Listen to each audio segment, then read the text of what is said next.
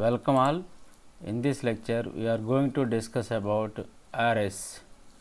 So what is the main advantage of arrays and how to use arrays in our program, that's what we will discuss in this lecture. Now before going to see the advantage of arrays, now let us consider the simple program. So for example, I want to add two variables. Then what I have to do is I will take three variables a comma b comma c and let us initialize. So a is equals to 10 and b is equals to 20 and then c is equals to a plus b, and then print the result system dot out dot println c. So let us compile the program Java C and file name .java and then Java test. Now we will get the result is equals to 30. Now for example, I want to add three integers, then what I have to do?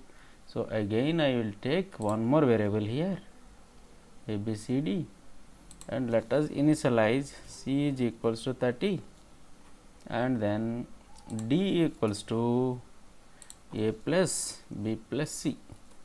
Let us save the program and recompile it Java C test.java. So sorry, here put one semicolon and then c is equals to 30. Compile the program and execute the program. Now c is equals to a plus b plus, sorry, here instead of c here I have printed d. Now let us compile this and execute. Now 30 plus 30 60. Now for example, I have add four variables. I want to add four different variables, then what I have to do? Let us take one more variable. Now suppose I want to add 10 different variables, sum of 10 elements, then what I have to do? I need to take 10 different variables a comma b comma c comma d, e comma f comma g comma h comma I comma j comma k comma and so on. For example, I want to add 100 elements, then I need to take 100 elements and then read the values of all the 100 elements individually, a equal to b equal to c equal to and so on. And for example, z100 equals to 20, like that. I need to take the values like this and then perform a plus b plus c plus d plus and so on plus z100. Okay, and then print the result finally like this. Now reading 100 elements, it is very difficult and it is not a good programming practice. Now for that, what I have to do? I need to take only a single variable. For example, let us take one variable a. Now it is not an ordinary variable now. Now I will take a different type of variable. Now this variable is capable of holding 100 elements instead of a single value. The variable is having the capability of holding 100 values instead of a single value. Now such a variable is known as array. Now what is array means? Basically an array is a group of homogeneous elements. Homogeneous in the sense the same data type, all the variables are belongs to similar data type. Now for example, in earlier program I told you there are 100 integer variables are there because I want to add 100 integer variables. Suppose I want to add 100 floating point variables, then what I have to do?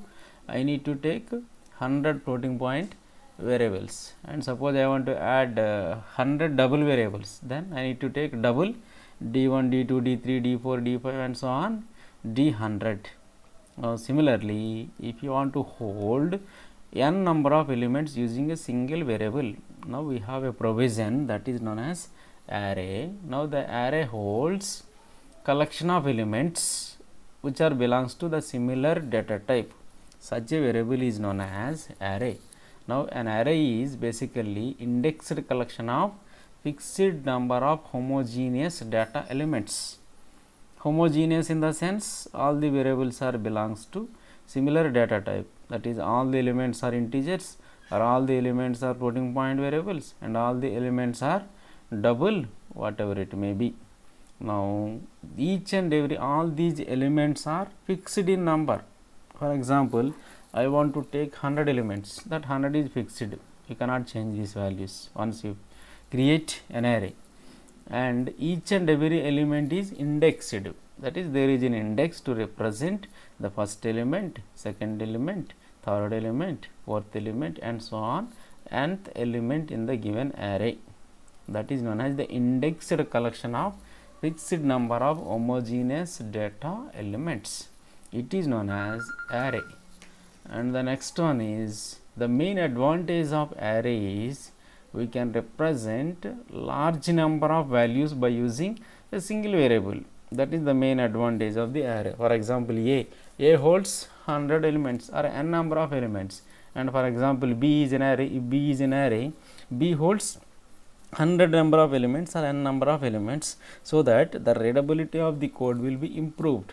For example, if you take 100 number of variables now to hold 100 values, or you can use a single variable to hold n number of variables or 100 number of values. Now which is better? That is the readability of the code will be increased or improved when you are going to use the concept of arrays. But the arrays has some limitations. What it is? They are fixed in size.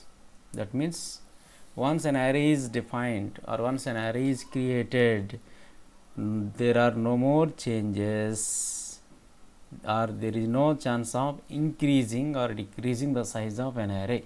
Suppose while declaring an array, if I specified the number of elements are 10 or number of elements are 20, now after that we cannot change that number, that is 10 to 30 or 20 to 40, like that we cannot increase. That is the main limitation of a Java array. Now let us see the different types of arrays. Now there are different types of arrays in Java, like one dimensional array is there, a two dimensional array is there, or a three dimensional array is there. Now first let us see one dimensional array. One dimensional array is nothing but group of elements arranged in a sequence or just like a row fashion. Now for example, how to create a single dimensional array is first specify the data type and then square brackets and array name. For example, I want to create an array A whose data type is integer. That means the variable A is used to hold a number of elements. So now later on we can create an array A. First you have to declare, that is the declaration part of the array is int A. Now for example, if you consider my array, now I want to create one array, let us see int. Now what is the syntax? Data type and the square brackets A. What is A? A is a variable of type integer, or it is also known as A is an array of type integer. Now this is a valid declaration. Now on the other hand, you can also declare an array like this. Now for example, now A1, let us take A1 and then square brackets. Now let us see what happens this. Now this is also a valid. Now let us take one more thing here, open bracket A2 for example. Now let us see what happens. C Java C test.java, that is all the three declarations are valid. Now int square brackets variable name and int A1 square brackets and int square brackets A2. Now all the three declarations are valid with respect to a single dimensional array. Now once you declare an array, next step is you have to create an array. That means specify the number of elements. Now how to create an array? Now we can create an array in Java using a new operator, because every array in Java or every array variable in Java is treated as an object.